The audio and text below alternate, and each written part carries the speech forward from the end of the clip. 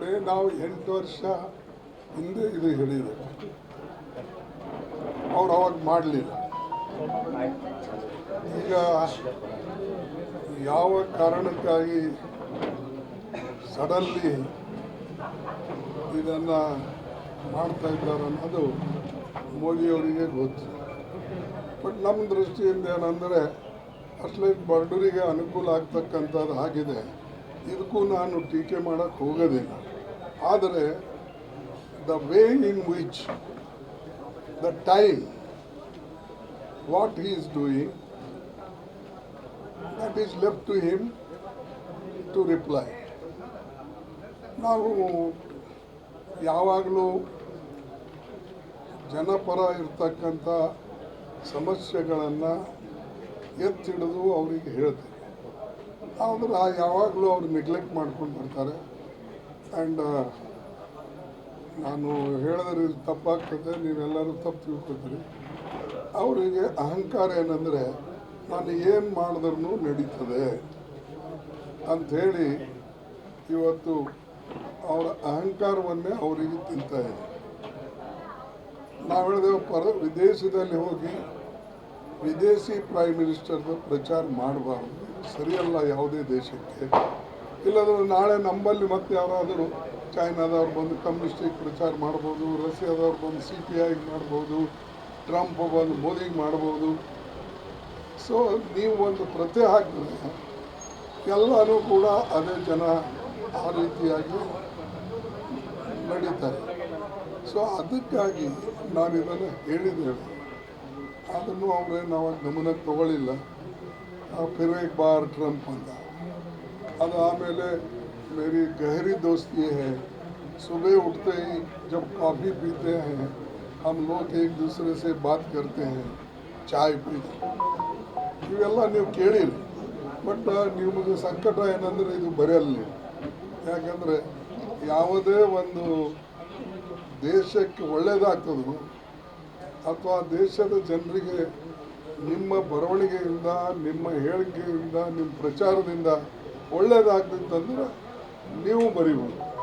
But ಇದು ದುರ್ದೈವ, ನಮ್ಮ ದೇಶದಲ್ಲಿ ಇಂಥ ವಿಷಯಗಳನ್ನು, ದೇಶದ ಅಭಿವೃದ್ಧಿಗಾಗಿ ಇರ್ತಕ್ಕಂಥ ಮಾತುಗಳನ್ನು ನಾವೆಲ್ಲರೂ ಆಡದೇ ಇದ್ದಾಗ ಇದು ಹಾಗೆ ಕೆಲವು ಸಲ ಲ್ಯಾಪ್ಸಸ್ ಆಗ್ತವೆ. ಈಗ ಚೈನಾಸ್ ಬಗ್ಗೆನೂ ನಾವು ಹೇಳಿದೆ ಮೊದಲು,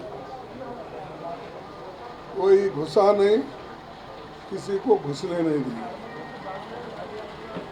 ಈಗ ಇವರೇ ಅಲ್ಲಿ ಹೋಗಿದ್ದಾರೆ. ಅಂದರೆ ನೀವು ಯಾವ ಮಾತನ್ನು ಸ್ವತಃ ಹೇಳ್ತಿರೋ ಅದನ್ನು ಸ್ವಲ್ಪ ನೀವು ತಿಳ್ಕೊಂಡು ಹೇಳಬೇಕು. ನಿಮ್ಮ ಫಾರಿನ್ ಪಾಲಿಸಿ, ನಿಮ್ಮ ನಡವಳಿಕೆ ಇದು ಸರಿ ಇರಬೇಕು. ಬಟ್ ದೇಶದ ಯಾವುದೇ ಸಮಸ್ಯೆ ಬಂದಾಗ ನಾವು ದೇಶಕ್ಕೋಸ್ಕರ ಎಲ್ಲರೂ ಒಂದಾಗಿದ್ದೇವೆ ಅನ್ನೋ ಭಾವನೆಯಿಂದಲೇ ನಾವು ಈ ಪಹಲ್ಗಾಮ್ ಇಂಥ ಎಲ್ಲ ಸಮಸ್ಯೆಗಳು ಎಲ್ಲರೂ ಬೆಂಬಲ ಕೊಟ್ಟೇವೆ. ಇದರಿಂದಲೇ ಎಲ್ಲರಿಗಿಂತ ಮುಂಚೆ ಕಲಬುರಗಿಯಿಂದಲೇ ನಾನು ಘೋಷಣೆ ಮಾಡಿದೆ. ಏನಂತ, ನಾವೆಲ್ಲರೂ ಕೂಡ ಸರ್ಕಾರ ಜೊತೆ ಇದ್ದೇವೆ ಅಂತಕ್ಕಂಥ ಹೇಳಿ, ದೇಶ ನಮಗೆ ಮುಖ್ಯ, ಪಕ್ಷ ಅಲ್ಲ ಮತ್ತು ಯಾವುದೇ ಒಬ್ಬ ವ್ಯಕ್ತಿ ಅಲ್ಲ.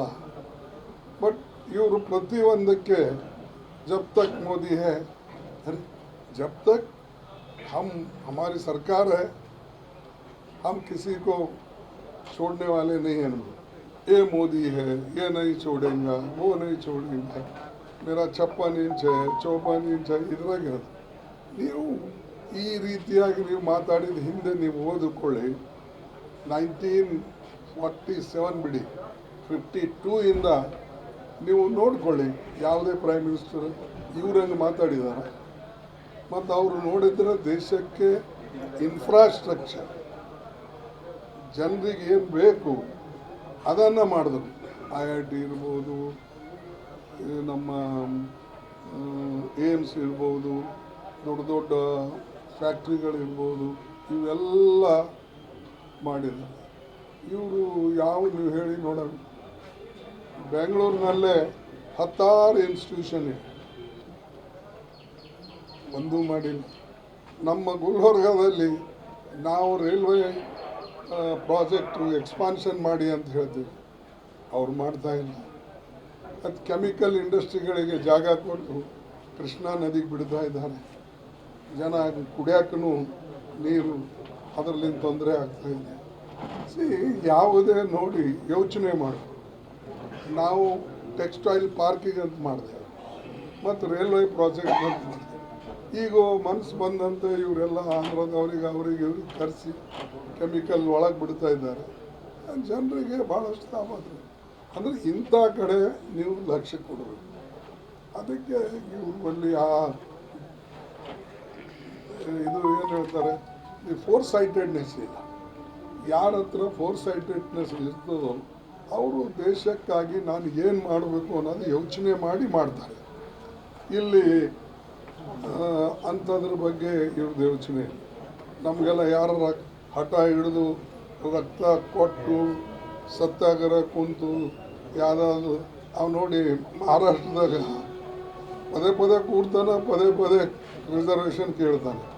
ಅರೆ ನಿಮ್ಮದು ಒಂದು ಹನಿ ರಕ್ತನೂ ಬೀಳಲಿಲ್ಲ, ನೀವು ಯಾರೂ ಬಂದು ಕೇಂದ್ರ ಸರ್ಕಾರ ಮೇಲೆ ಒತ್ತಾಯನೂ ತಂದಿಲ್ಲ, ನಮಗೆ ಮೆಜಾರಿಟಿನೂ ಇರಲಿಲ್ಲ. ಅಂಥ ಟೈಮ್ನಾಗ ನಿಮ್ಗೆ ಆರ್ಟಿಕಲ್ 371J ಮಾಡಿಕೊಟ್ರು. ನಿಮ್ಮಲ್ಲಿ ಏನಾದ್ರು ಅಪ್ರಿಸಿಯೇಷನ್ ಅದನ ಹಿಂಗೆ. ಆದರೆ ನಾವು ಮುಂದಿನ ಪೀಳಿಗೆಗಾಗಿ ಇದು ಸಹಾಯ ಆಗಲಿ, ನಾವು ಇರ್ಬೋದು ಹೋಗ್ಬೋದು. ನಮ್ಮ ಮುಂದಿನ ಪೀಳಿಗೆಗಾಗಿ ನಾವು ಇದು ಮಾಡಿಕೊಟ್ರೆ ಎಷ್ಟು ದಿವಸದಿಂದ ಎಲ್ಲರೂ ಕೇಳ್ತಾ ಇದ್ದಾರೆ. ಪ್ರತಿಯೊಂದು ಕಡೆ ಭಾಷಣ ಮಾಡ್ತಿದ್ರು, ಅಸೆಂಬ್ಲಿದಲ್ಲೂ ಎತ್ತಿದ್ರು, ಮತ್ತು ಏನು ಉಪಯೋಗ ಆಗಿಲ್ಲ. ಆದರೆ ಒಂದೇ ಒಂದು ಮಾತನ್ನು ಸೋನಿಯಾ ಗಾಂಧೀಜಿಯವ್ರಿಗೆ ನಾನು ಹೇಳಿದ ಮೇಲೆ ಅವ್ರು ಹೇಳಿದ್ರು, ನಮ್ಮಲ್ಲಿ ಮೆಜಾರಿಟಿ ಇಲ್ಲ, ಒಂದು ವೇಳೆಗೆ ನೀವು ಮೆಜಾರಿಟಿ ಮಾಡಿದ್ರೆ ಇದಕ್ಕೆ ನಾನು ಒಪ್ಪಿಗೆ ಕೊಡ್ತೀನಿ ಅಂದರು. ಅದನ್ನು ನಾನು ಎಲ್ಲರಿಗೆ ವಿಶೇಷವಾಗಿ ಮಾತಾಡಿ ಇದು ಮಾಡಿ ಅದು ಯುನಾನಿಮಸ್ಲಿ ಪಾಸ್ ಆಗಿದ್ದು ಮಾಡಿದೆ. ಇದು ನಾನು ಯಾರಿಗೆ ನನಗೆ ನೀವು ಮೆಚ್ಚುಗೆ ವ್ಯಕ್ತಪಡಿಸ್ಬೇಕು ಅಂತ ಹೇಳ್ತಾ ಇಲ್ಲ. ಅಂದರೆ ವಿಜಿಲೆಂಟ್ ಆಗಿರ್ಬೇಕು, ನಮ್ಮ ಭಾಗಕ್ಕೆ ಏನು ಬೇಕು ಮತ್ತು ಈ ಭಾಗಕ್ಕೆ ನಾವು ಏನು ಮಾಡಬೇಕು ಅನ್ನೋದು ಪ್ರಧಾನಮಂತ್ರಿಗಳು ಯೋಚನೆ ಮಾಡಬೇಕು. ಎಲ್ಲರೂ ಯಾರಿಗೆ ಅಧಿಕಾರ ಇದೆ ಅವರೆಲ್ಲರೂ ಯೋಚನೆ ಮಾಡಬೇಕು. ನಾವು ಹಿಂದುಳಿದಿದ್ದೇವೆ ಅಂತ ನಾವು ಹೇಳ್ತೇವೆ. ನಮಗೆ ನಮ್ಮ ಮಕ್ಕಳು ನೋಡಿದಾಗ ಎಲ್ಲಕ್ಕಿಂತ ಲಾಸ್ಟ್ ರಿಸಲ್ಟ್ ಬರ್ತದೆ. ಸೊ ಅದು ಏನೇ ಇರಲಿ, ನಾವು ಎಲ್ಲರೂ ಕೂಡಿ ಸಹಕರಿಸಿ ಇದನ್ನು ಮುಂದುವರಿಯಂಗೆ ಮಾಡಬೇಕು. ಮತ್ತು ಮೋದಿಯವರು ತಮ್ಮದು ಮೊದಲಿನ ಅಹಂ ಬಿಡಬೇಕು, ಎಲ್ಲರನ್ನ ತೆಗೆದುಕೊಂಡು ಹೋಗಿ ದೇಶದ ಒಳ್ಳೆಯದಕ್ಕಾಗಿ ಏನು ಮಾಡಬೇಕು ಅದನ್ನು ಹೆಜ್ಜೆ ಇಡಬೇಕು. ರಾಜ್ಯದ ಸರ್ ತ್ರಿಭಾಷೆ ನೀತಿ ಕೈ ಬಿಟ್ಟು ದ್ವಿಭಾಷೆ ನೀತಿ ಅಂದ್ರೆ ಹಿಂದಿ ಬಿಡ್ಲತ್ತಾರೆ ಸರ್, ಕೈ ಬಿಡ್ಲತ್ತಾರೆ. ಆ ಬಗ್ಗೆ ಏನು ಹೇಳ್ತೀವಿ ಸರ್? ಅದು ನೋಡಿ, ಗೌರ್ಮೆಂಟ್ ಡಿಪಾರ್ಟ್ಮೆಂಟ್ ಇಲ್ಲಿನ ಸ್ಟೇಟ್, ಯಾಕಂದರೆ ಲಿಬರ್ಟಿ ಕೊಟ್ಟಿದ್ದಾರೆ ಸ್ಟೇಟ್ ಟು ಸ್ಟೇಟ್. ಇಲ್ಲಿ ಏನು ಗೌರ್ಮೆಂಟ್ ನಿರ್ಣಯ ಮಾಡ್ತಾರೋ ಅದನ್ನು ಅವ್ರಿಗೆ ಬಿಟ್ಟಿದ್ದು.